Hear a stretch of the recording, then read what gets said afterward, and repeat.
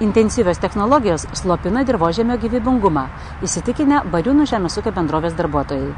Surengtoje lauko dienoje jie dalinosi patirtimi, kaip palaikyti gyvybę dirvoje.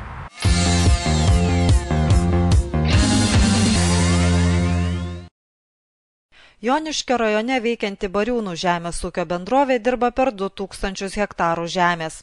Čia verčiamas ir gyvulininkystė, ir augalininkystė. Laikoma apie 400 melžiamų karvių, yra pieno perdirbimo cechas, auginamos įvairios grūdinės kultūros, ankštiniai augalai ir daugiametės žolės. Jau 5 metus bendrovė savo laukuose beria ne tik mineralinės, bet ir biologinės trąšas. Lauko dienoje bendrovės specialistai aptarė naudotas technologijas, jų poveikį augalui ir jo derlingumui. Ypatingo dėmesio sulaukė 600 bendrovės hektarų žaliuojantis žieminis rapsas. Čia yra tręšta tik tai 2,5 litro Malgerolio ir 1 litras NPK Magic, tai yra mūsų nauja trąša, perspektyvi trąša. Ir pažiūrėkit, koks rezultatas. Ir tik tai pirmadienį davėme, kaip sakot, jūs kalbu jums suprantama kalba, atidavėm 100 kg 8,20-30 trąšos. Iš esmės prieš 4 dienas tai galima sakyti, kad šiame lauke mineralinės trąšos, kuriomis tręšėme, dar neveikia. Tai, o tas vaizdas, kurį jūs matot, tegul kalba pats už save. Apžiūrėjus 5-6 lapelius išleidus į rapsą pastebėta, kad vienos mineralinės trąšos sukeliamą neigiamą poveikį augalo biosintezei ženkliai sumažino naudoti biologiniai preparatai. Norma klomazono veiklios medžiagos teko didesnį hektarui, bet pastebėjom, kad jokio pabalimo. Veisliai High Color. Lauksim pavasario per žiemos ir mūsų yra tikslas, kiek galime sumažinti mineralinių trąšų biologinių produktų sąskaitą. Tai praktiškai mes už kokią mėnesį galėtumėm tame lauke pasižiūrėti vėlgi fosforo kalio kiekį dirvoje. Naudojant mobiliąją laboratoriją nustatyta dirvos drėgmė ir kietumas. Prietaisas šimtų rodo būtent, kad 30 cm gylyje augalo šaknim puikiausiai tinkantis žemės kietis. O drėgmė kokia? Drėgmė tik 8%, tai tikrai yra mažai drėgmės. Bariūnų žemės ūkio bendrovėje ilgalaikės dirvožemio savybės gerinamos pasitelkiant biologinės priemonės. Dėl to keičiasi ir augalų priežiūros technologijos. Technologijos keičiasi palaipsniui. O dabar pradėjom šitam rapsų pasėlį, panaudojam biologinį produktą Malgerol plus NPK Magic. Ten yra 3 bakterijos. Viena fiksuoja atmosferos azoto ir kitos 2 bakterijos atpalaiduoja dirvožemį esantį fosforo kalį. Dėl to mes stengiamės dabar sumažinti mineralinių trąšų normą. Tas mineralinės trąšas atstoti biologiniais produktais. Ir žiūrėsim, kaip tai bus. Kol kas, matot, rapsas atrodo tikrai idealiai šiuo metu. Mineralinės trąšos slopina dirvožemio gyvybingumą. Iš esmės tas didelis azoto trąšų normas.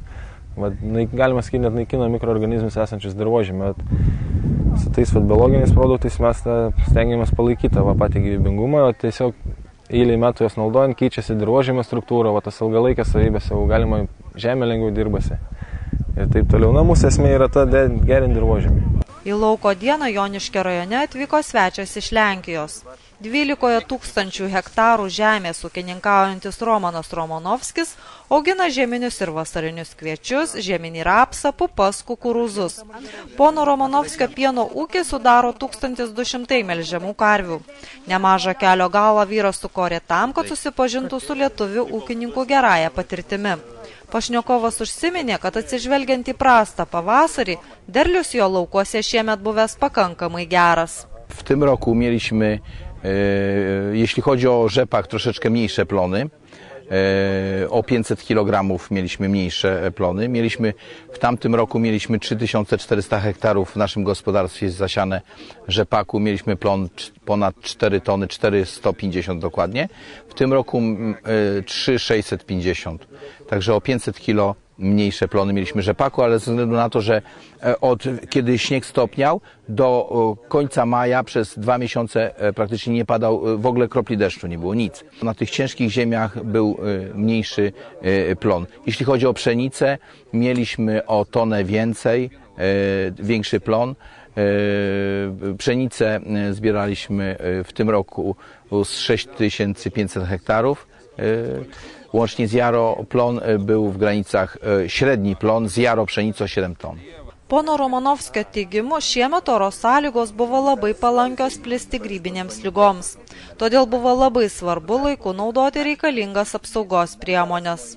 To spowodowało, że ziarno niestety było drobniejsze i kto zastosował dobre środki, to zebrał dobry plon, bardzo dobrej jakości ziarno i oczywiście ziemia musi być w kulturze, ziemia musi żyć. Ziemia musi żyć, w tej ziemi musi być życie. Muszą być robaki, musi być życie. Jeśli nie ma życia w ziemi, nie ma co spodziewać się plonu. Savo laukuose pradėjęs naudoti biologinius preparatus, ūkininkas pastebėjo, kad sunkus dirvožemis tapo puresnis, po lietaus laukuose nestovi balos. Pasidarė lengviau įdirbti žemę. Tuo pačiu greičiau suyra šiaudai ir rapsas lengviau įsisavina maisto medžiagas. Dirva ilgiau išlieka drėgna. Be to geriau ėmė dygti pasėliai. Laukuose nebelieka tuščių nesudygusių lopų. Sumažėjo piktžolių. Romano Romanovskio žodžiais atvykti į Lietuvą jam visada malonu, nes į čia veda jo giminės šaknys. Kiedy jeździłem do Litwy 20 lat temu, to jeździłem ciężarówką przez Litwę, no to powiem, że to bardzo źle wyglądało. Kiedy jeździłem 10 lat temu, to wyglądało w Litwie okropnie. Po prostu pola były opuszczone, zaniedbane, po prostu nie było gospodarza. Kiedy ziemię sprywatyzowano, dano rolnikom szansę, takim rolnikom właśnie jak mój przyjaciel Witold, po prostu niczym się nie różni uprawa pola praktycznie na Litwie, w Polsce czy w Niemczech. Praktycznie ja jeżdżę dużo do Włoch, do Niemiec, do Francji i naprawdę nie mamy czego się powstydzić. Te plantacje wyglądają nie gorzej niż w Niemczech, czy we Francji, czy we Włoszech. Neprastu šiemetiniu derliumi džiaugiamasi ir Bariūnų žemės ūkio bendrovėje. Kviečiais mes truputį mažiau kūlėm negu praėjusiais metais. Praėjusiai metai, kaip sako, ten 50 metų kartą pasitaiko tokie. Tai vidutiniškai Lietuvos vidurkį mes gal truputėlį didesnį.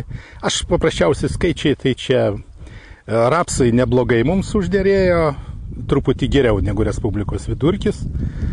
O daugiau žirniai labai gerai užderėjo šįmet, kas tokia buvo netikėta, kadangi pakeitėm veislę. Bariūnų laukuose gražiai žaliuojantis rapsas rugpjūčio pradžioje buvo pasėtas į skustą dirvą. Ten, kur buvo 2 kartus skusta, tai rezultatas aiškiai skiriasi nuo to, kur tekliuvo 1 kartą. Aš visada laikausi tokio principo, kaip ir mene yra klasika ir Guggenheimas. Taip ir agrotechnikoje lygiai taip pat yra klasika ir Guggenheimas. Tai skutimas yra Guggenheimas. O kviečius, žieminius kviečius išimtinai į artas dirvas. Rapsų pasėjom 600 hektarų, žieminių to niekada Bariūnuose nebuvo. Mes kažkaip labai atsargiai vaikščiojom apie rapsus. Labai atsargiai, nes iš tikrųjų nudegę esam nagus ne kartą ir ne 2. Ir šįmet ta rizika yra, bet kito pasirinkimo mes neturim. Kitų kultūrų, kurios atneštų tokias pajamas iš hektaro, turint galvoje, kokios yra dabar nuomos kainos, kokios, ką dabar tu negauni, ką tau būdavo anksčiau, padalinama tai truputėlį. Tai rapsai yra ta išeitis, kuri truputėlį praskaidrina mūsų kasdienybę.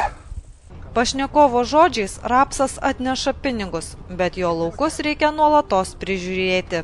Į lauką važiuoti, tiek kartų. Turi važiuoti ir žiūrėti ir stebėti, nes jeigu tu pavėluosi valandą, ten jau sėdės gamtos sutvėrimas, kurį žalieji gal labai saugo ir jis ten pirmas pasitvarkys ir tu liksi prie papuošto tokio gražaus lapų bederliaus lauko. Mokslininkai pastebi, kad rapso augimas priklauso nuo žemės dirbimo technologijos. Kietesnėje, prastesnės struktūros dirvoje jis menkesnis. O ten, kur dirva paruošta gerai, ypatingai po daugiamečių žolių auginimo, rapsas tiesiog klesti. Jei ši kultūra sėta ten, kur anksčiau augo kviečiai, miežiai ir laukia nenaudoti biologiniai preparatai, augalo išsivystymas prastesnis. Mūsų toksai tikslas kaip ir ūkininkų padėti augalui sukaupti maksimalų kiekį cukraus ir maksimalų kiekį sausųjų medžiagų, kad jisai sukauptų prieš žiemą. Nes jei dabar mes pastebim tokią tendenciją, ūkininkas nieko nedaro, sako, peržiemos ir tai patys. Taip nebūna. Augalas jisai pasiruošia, bet mes matom, kas jame vyksta. Tai būtent kaupiasi ir prolinas jame, tai būtent aminorūgštis atsakinga už žiemojimą, tai tarsi augale lyg tai antifrizas būtų užsipildęs, jeigu jo nėra, augalas silpniau žiemos. Tai jeigu mes to nepadėsim jam padaryti, jisai bus silpnas, nepasiruošęs, o žiemos pastaruoju metu jos tokios būna svyruojančios, tai užšąla, atšyla ir augalas tiesiog eikvoja maisto medžiagas sukauptas ir nusilpsta per žiemą ir pavasaris tiesiog galima būtų palyginti, jeigu augale nebus pavasarį cukraus, tai panašiai kaip su žmogaus organizme cukralėgi, kada trūksta cukraus, žmogui yra blogai, tai augalui nėra pakankamai sukaupta cukrų, jisai nusilpsta ir pavasarį žūsta paprastai. Pasiruošimo žiemojimui laikotarpiu augalams labai reikalingas fosforas. Svarbu, kad dirvoje užtektų bakterijų, atpalaiduojančių fosforą iš neprieinamų augalų junginių ir pervedančių jį į prieinamus. Minėtos bakterijos padeda augalui prieš žiemą sukaupti reikiamą kiekį cukraus. Tačiau jei augalui trūks boro, cukrus iš lapų, kurie nudžius, nenukeliaus į šaknį ir pavasarį žiemkenčiams pritrūks energijos augti. Tai tokie būtų pagrindiniai darbai apibendrinant, tai apipurškimas pirmiausiai fungicido augimo reguliatorium, kad sustabdyt stiebo augimą ir apsaugot nuo ligų, kurios plinta dėl sėjomainos nebuvimų. Toliau manganas ir boras kaip mikroelementai svarbiausi ir aminorūgštys, tai čia gali būti įvairius. Terasorbas kompleksas, prolinas, priklausomai nuo augalo būklės. Jei labai geri pasėliai, terasorbas, jei silpnesni, nenorima investuoti daug, tada prolinas. Ir būtent toksai prieš žiemą paruošimas būtų idealiausias. Šnektelėm su agronome, nusprendėm akcentuoti borą ir kalį tikriausiai. Na ir šiek tiek pastebėjome mangano trūkumą. Todėl naudosime, boro litras bus, bortitas, toks yra Interma gamybos. Taip pat dėsime naują produktą pompą, ten yra tiek kalis, tiek sėra didelė koncentracija ir yra glutamo aminorūgšties. Augalas iš šios aminorūgšties gali pasigaminti, kokios jam tik reikia aminorūgštį. Ir taip pat dar yra pastebėta, nes kadangi šarminė žemės, augaliukam šiek tiek trūksta mangano. Dėl to panaudosime chelat mangan, kokį 0,5 kilogramą į hektarą. Ir žiūrėsim, stebėsim, ar nėra kenkėjų, galime prisidėti kontaktinį insekticidą tuo pačiu. Na ir augimo reguliavimas. Tam yra tebukanozolas, mes nulaisime su tebušą. Tai čia jau pasiruošimas žiemai bus to ir baigtas? Beveik. Čia viskas priklausys nuo rudens. Žiūrėsim, jeigu bus ilgas ruduo, gal dar prieš pačią žiemą dar, aišku, bus šioks toks purškimėlis, pastiprinti augalą. Taigi, kai derlius aruodė ir žemkenčių sėja baigta, žemės darbai nesibaigia. Prieš užmigdami žiemos miegu, žemkenčiai barūjūnuose gaus papildomo maisto.